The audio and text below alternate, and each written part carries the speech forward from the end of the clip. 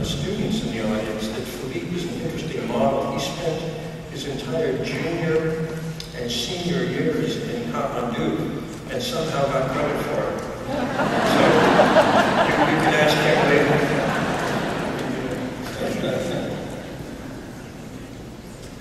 Philippe.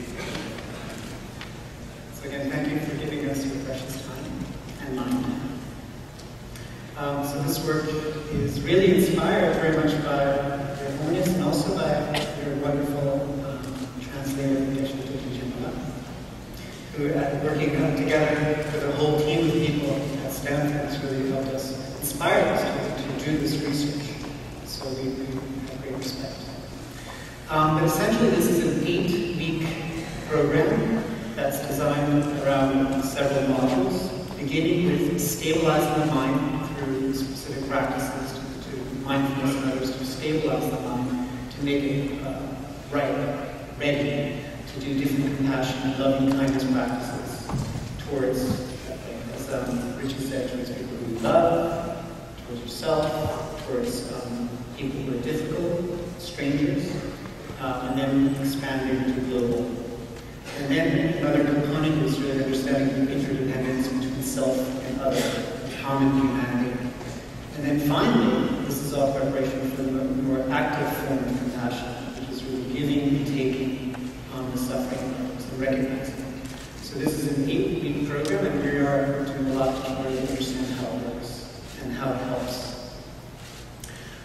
Very simply, the idea is how does this compassion cultivation training influence today? Just social approach behaviors, our intention towards others, and also emotion. 32 healthy adults thus far, and these are adults roughly 39 or 40 years old.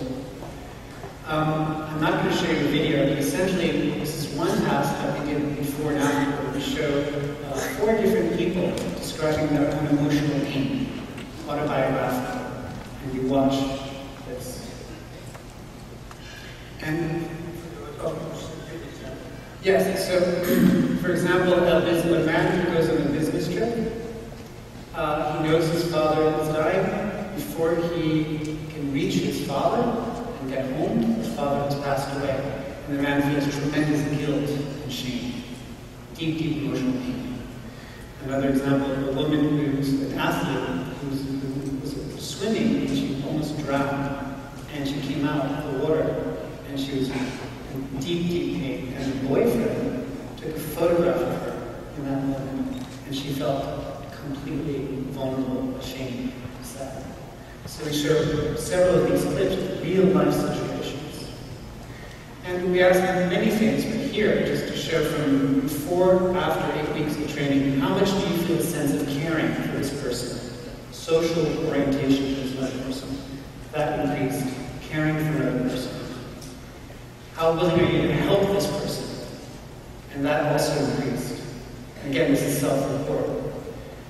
And then how much time would you be willing, your own time, to actually sit and talk to this person who you see as suffering?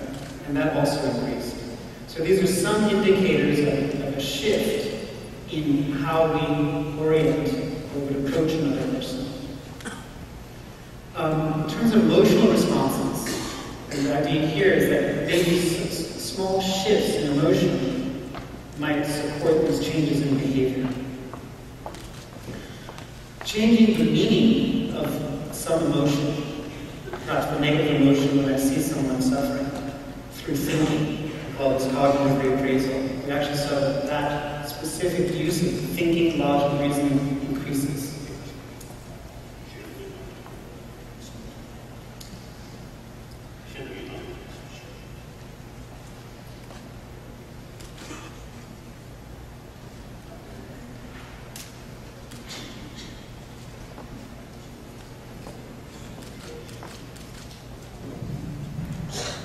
And importantly, when you're with it's reporting of less anxiety when you're with people who are suffering. So this might go back to some emotional contagion, and Dr. Francois mentioned the ability to feel less anxious. Anxious broadens the view and allows us to use more of our perspective taking. And then this is what I want to emphasize for now. which is suppression. I'm going to ask you about this. So there's this notion that sometimes we suppress showing what we're feeling inside. We don't show it on our face, we don't speak about it, and we don't even show it in our body. So the compassion meditation training saw that people use this suppression less after the meditation training. This is important because of the following. We found that people who said that they used more suppression, suppressed showing emotion, lots of negative things. They were less able to recognize emotions in other people and also in themselves.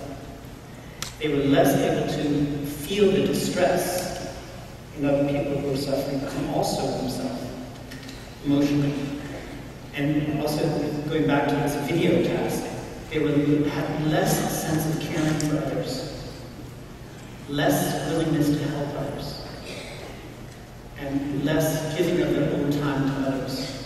So one thing I definitely want to ask is, perhaps in the Buddhist text, this notion that, is there an idea that with compassion meditation training, our practitioners are more and more spontaneously open, expressive, free to show their emotions? Because here in the West, we have many situations where we often push our emotions down. And at least the data here is saying that's really a problem, and it can shift with compassion practice. So simply, so far, this compassion cultivation training might help increase the sense of care for others, the wish to help, and actually giving your time to others, and reducing the social anxiety and increasing this emotion regulation. And funding from Sea Care, Project Compassion at Stanford, a professor, and a beautiful picture by T.U. And that's it.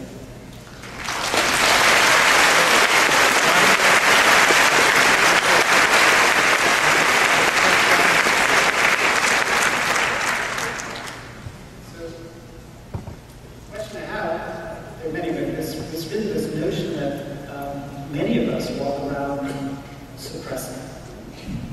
We don't show, we don't speak, we don't show our body. And at least the data suggests that this really is problematic. And I don't know if in the Buddhist text there's a specific discussion of how compassion meditation changes people's willingness to cooperate. And I think that showing emotion, not just positive or negative, all flavors of emotion change all of it, instead of Thank you. All these because of this.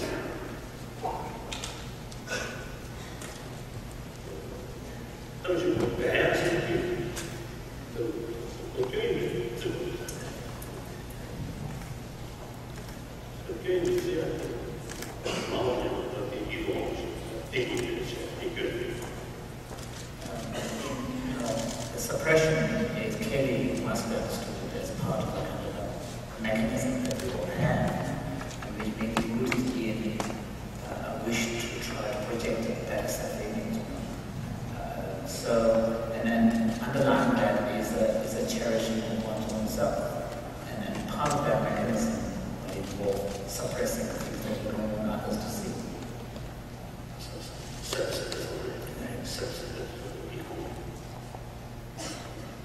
So the compassion, sense of caring for others is trying to resist. So then, you see, there's one way such a sense-centered attitude you choose. And then also another aspect, that why you supposed to hide your weakness. You feel under impatient, no, your weakness, then they may see as a different impression. So there is sometimes evident little distress. Compassion interested. So what do you do? So this is how we conceive connections. Compassion uses distrust and others.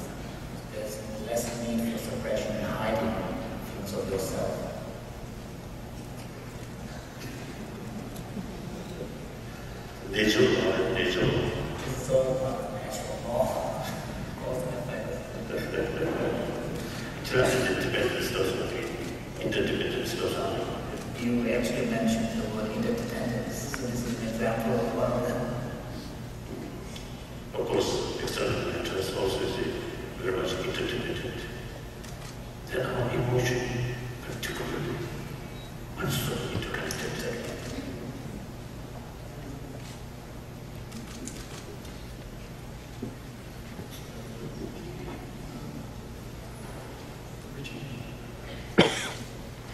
Well, we're going right into our discussion period.